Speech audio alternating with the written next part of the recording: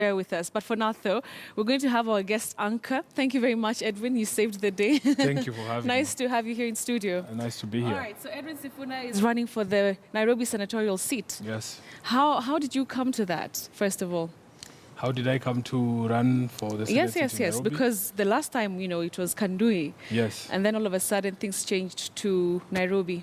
Well, Betty, I think it is something that is widely acknowledged that during the party nominations for both coalitions in Jubilee and even in CORD, there was a lot of difficulties in those nominations. So I did participate in the nominations for the Kandui constituency. And there was a lot of malpractices during that particular nomination exercise. And we did file an appeal with the party, and it is in the course of hearing of that particular appeal that the party acknowledged that there were actually some very serious misgivings about that particular process. And the proposal was made to me that, instead of fighting all this thing all the way to whatever it is you want to take it to the Supreme Court, there is an opportunity that we had actually requested or presented to you earlier, but that you elected to. So this is the party now communicating to you. Because what people do not know is that the proposal to run in Nairobi was actually made to me about 6 months ago. But I chose to run in Kandui because I've always believed that it is in our rural areas that we need to lift the standards of leadership. Yeah. So it's not that you lost that bid and then you're looking for the next possible Absolutely not. opportunity. You see, one of the things that has happened is that the public has an attitude that does not very much accommodate people who have stories or explanations about what happened in the nominations.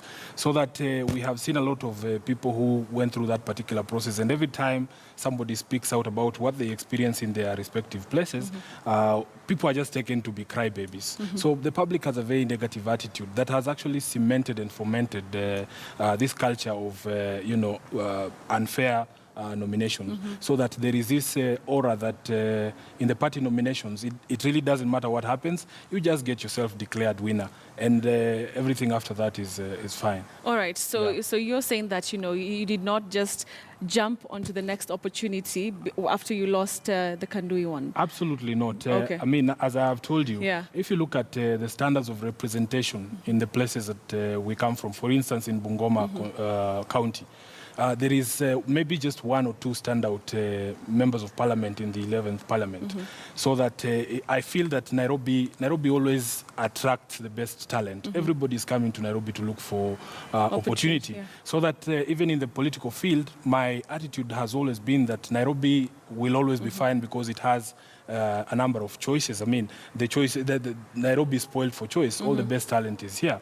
So it is from that understanding. Not also. I mean, even Mashinani, you have yes, but great brains. Nairobi, I mean, being the capital city and the fact that we attract everyone in all industries and spheres of life to come here, Nairobi is basically spoiled for choice. But if you look at the performance of the members of parliament in those rural constituencies, it is no wonder that problems such as poverty persist to the levels that they do, because the representation is quite poor. All right. I mean, most of the members of parliament from Bungoma County, for instance, if we are not, the brunt of jokes on social media, whether we are crying about milk in our tea or, other things, there really isn't something that you can point to and say this is a level of representation that the people expect. That people expect. Or deserve. Yeah. Something that came from your party is that you have a national outlook. Yes. What is that national outlook? Explain to us. Break it down. You see, what is it that you have that chap here who we'll be talking about shortly does not have? Well, probably you need to ask the party itself. But I'm sure I mean, come on. Those were not my words. Those were words that have been alleged to be, used by members of a party or the leadership of a party. So that it was felt, to use a football analogy, we have a team and we have a coach. You can decide that Sifuna is very good at goalkeeping, but the coach or the captain says, Sifuna, you can actually do very well in the midfield, and we switch players. At the end of the day, the party's interest is to win as many seats as possible, and it is going to present all the options, the best options that it has at its disposal. And that was seen to be a better option than what it had in the previously. Who they had. Yes. That's Bukachi Chapia. Absolutely. Who says that he feels he was unfairly treated by the party because he was told that you do not have enough money to run for this particular position. Yeah. But first of all, it is quite unfortunate that my brother chose to bring to the public or to, litigate his issues in the public when it was, majorly an internal affair. He has spread a lot of untruths. It's not true that the issue of money was a problem for him. Actually, I'm no richer than he is. I don't consider myself more wealthy or than he is. One of the things that happened is that his own campaign team, and they were called together, with me and the party leader, and his own campaign actually, owned up, his own campaign team and his own campaign manager owned up and said that ever since he got interested in this particular seat, the campaign has struggled to gain traction. This is an admission from their own campaign team. Yes, absolutely. And it is something that is, widely acknowledged. One of the things that I always ask myself, I'm sorry, I'm losing my mic here. It's okay, you can just, yeah. Yeah. One of the things that I always, ask myself about is, people say that now, apparently, ODM has a chance in Nairobi to win the Senate seat. This is something that nobody ever said before. So they did not feel the same when Chapia was the candidate? It's not the party. I mean, the general public. Everywhere I go now, I'm asked, oh, Sifuna, now the Senate seat is a two-horse race. How has it become a two-horse race? And previously the party had a candidate. He was a relative unknown. And this is a fact. I mean, I remember there was a point when he was supposed to be reached and, called to a meeting of a party. And nobody knew who he was.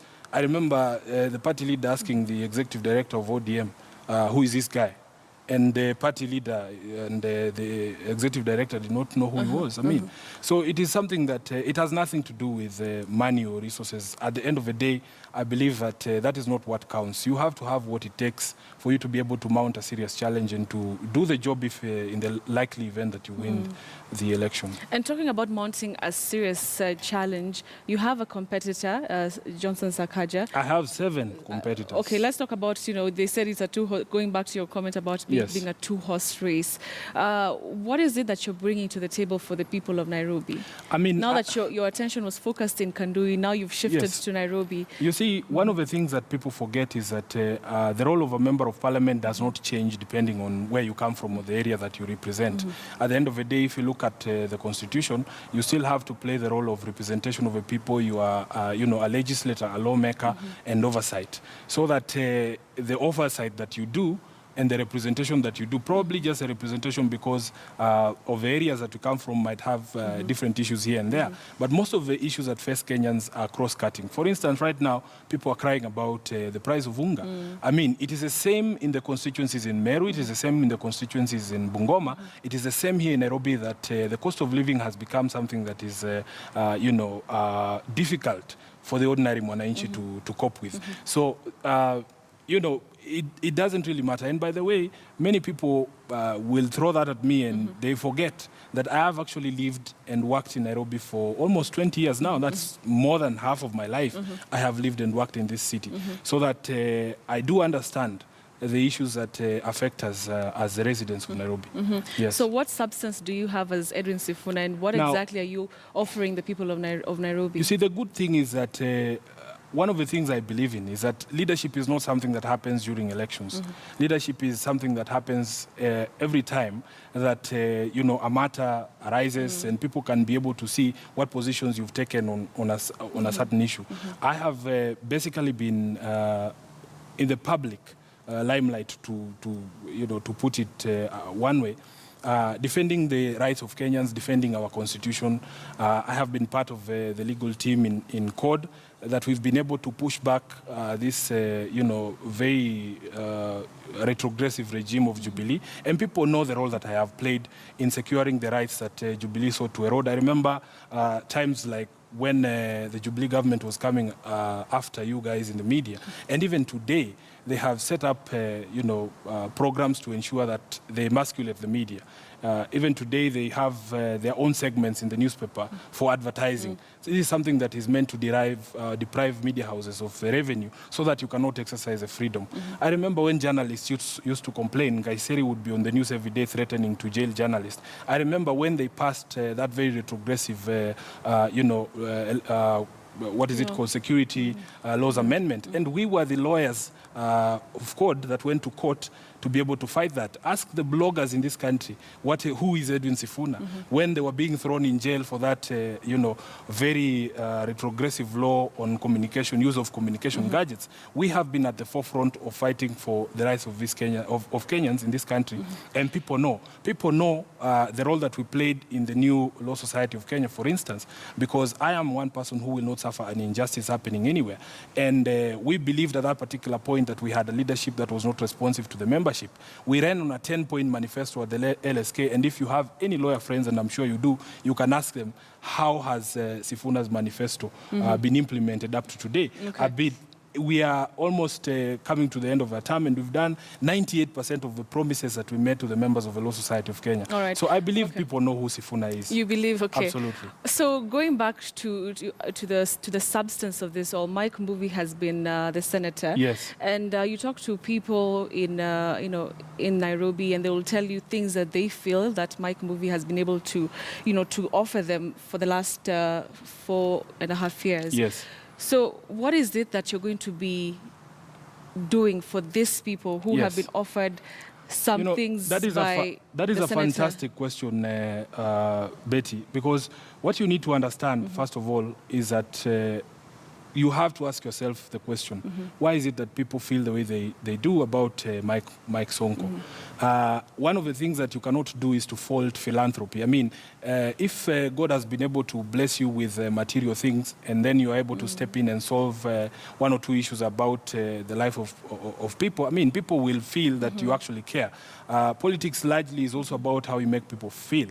But the distinction has to be in the nature of the solutions that he's providing, because I do believe that the solutions that he provides are temporary. I'll give you a very good example. During the doctor strike, we were in the Court of Appeal as both the Law Society of Kenya and also as the court team, trying to secure the release of the leaders of the KMPDU so that they could return to the negotiating table with government so that they could end the strike. Now, at the same time, Sonko is setting up a temporary hospital in at Nyayo Stadium to be able to assuage the situation of Nairobians. Now, you cannot fault the fact that he has set up a temporary hospital, but is that a final solution, given the fact that this is a guy who has access to the very topmost leadership of the country? This is somebody who picks a phone call and places a phone call to the president and puts him on speaker to stop a demolition, and the demolition stops. He is actually you could argue that he is in a position, even during that particular doctor strike, to place a call to the president and tell him, hey, because we know, and I was part of that mediation with the doctors, it was the executive that was stalling the negotiations with the doctors. So he had the ability to place a call to the president and say, we need to end this strike today. Please tell your PS, tell your ministers, the CS in charge of health, to give some room so that negotiations can progress.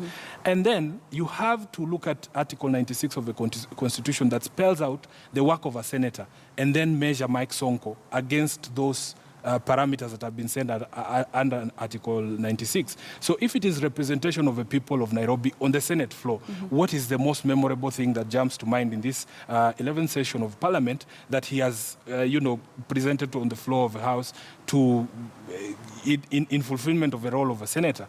What are the bills or motions that he has tabled in Parliament in fulfillment of his role as a legislator for Nairobi on the floor of the Senate? So if we are going to measure the current Senate of Nairobi on the basis of Article 96, I believe that he scores a big zero. But if you are going to measure him on the philanthropy that he does, I mean, he has done well. Let's come back to Sifuna. So what exactly are you saying that you're going to be offering? Do you have a manifesto, something that we could rely on and give you this a rating at the end of the 5 years? We have a manifesto. We've put it up on our website. What is it about? Maybe you could just mention absolutely. A few One things. of the things that we recognize is, the unique place of Nairobi. Nairobi is the host of the seat of government in Kenya. It is the host of all these diplomatic missions. We hold a very special place. We attract a lot of numbers of people, migrants coming into the city county to look for opportunities. Now, in recognition of that special position of Nairobi, it was actually deemed fit by Parliament, the last Parliament, to pass a bill that actually puts greater responsibility on the national government, in addition to the financing that Nairobi receives under the devolved system, that the national government has to, put more funds in the activities and programs of Nairobi in recognition of its special status. So one of the things that you need to do as a senator is to make sure, first of all, you get Nairobi's fair share of revenue from the central government, so that we are able to run our programs. Once you get that money, you should be able to run programs that actually help to assuage the condition of the people of Nairobi. For instance, the biggest problem in this city, in my own view, is the unemployment rate. We could actually be able to assuage that by if, for instance, we get the money for the governor, we can tell him, now that you have gotten the money from the central government, we want you to give breaks, for instance, to the youth and women and people with disabilities, that if they wanted to start their own businesses, for instance, they are not subject to licensing fees, or even the Mama Mboga who goes to sell her stuff at Marikiti does not need to pay the daily licenses that they pay. I mean, the persons with disabilities in Nairobi already get that. We want to extend that to women and the youth, so that we are able to create employment and assuage the problem. We look at the burgeoning slum population in this city. We can actually present bills and policies in the House that reward people who actually construct housing for the low end. Because in Nairobi right now, everybody is building houses it's not even for the middle class, it's for the very rich. If you have a house that ranges from 10 million to 35 or 50 million, which is the bulk of the houses that are being put on the market, it is out of reach for many Nairobians. Okay. So we would like to reward people who actually construct by policy, even if it is tax breaks, even if it is a smoother licensing regime, so that we are able to put up more houses for our people. Okay. If it is traffic, that is where the central government comes in. Absolutely. Now, on something like traffic, you must understand, this is where I say, for instance, under the Cities and Urban Areas Act, that requires that the national government directly fund some of the programs of Nairobi, we want the national government to do a bigger share of its, the Nairobi County area development of roads. No one can argue, for instance, against the fact that the southern bypass here has really helped to remove the pressure on Uhuru Highway and the corridor in between Nairobi. So we want the central government, in line with its duty under that act, to construct all the bypasses, finish all the bypasses, and improve even the road infrastructure that we have here, so that we are able to remove the burden from the county government and to help assuage traffic. Okay. We want the central government to allocate more security officers, even just police officers, even those who man traffic in Nairobi, so that we have a secure city. Because we know that security is still a function of the central government. Yes. Okay. Absolutely. Interesting. What do you think of we're about to finish this part of the interview, but what do you think of your, one of the competitors, Johnson Sakaja? Well, what do I think of him? Yes. I mean, he's already tasted, this position to some extent. No, he hasn't. Nominated senator. Well, he has been a member of parliament, and one of the things that I know is that he has been able to achieve a lot at a very young age. He prides himself in being the youngest chairman of a ruling party across, anywhere in the world, and it is something that it is enviable, because not many of us were able to achieve what he has achieved at that particular age. But we must always remember that with great power comes great responsibility. It would have been better if he had used his power for the benefit of the people of Nairobi, for the benefit of young people like himself. But we have not seen it. You've not seen it? We've not seen it. All right, fine. So let's go to the news desk. Very well. And see if you can pass your first test before August 8th. How are campaigns? Boniface Mwangi was here the other time and he's trying to raise money for campaigns because he says it's extremely expensive. Is it the same thing for you? It is extremely expensive, and what Boniface is doing is actually very admirable, because one of the things that the arguments that is put forward is that when the ordinary mwananchi owns your campaign, then you are not indebted or tied to those rich people who would like to put money into your campaigns, and at the end of the day you cannot work for the ordinary mwananchi, but you have to work for the people who backed or financed your campaigns. Okay. Yeah, so I think it's an admirable thing. There's people who look at it very negatively. They say, oh, we cannot support these politicians, because we know that the current crop of members of parliament have a very bad rapport with the ordinary. Through to the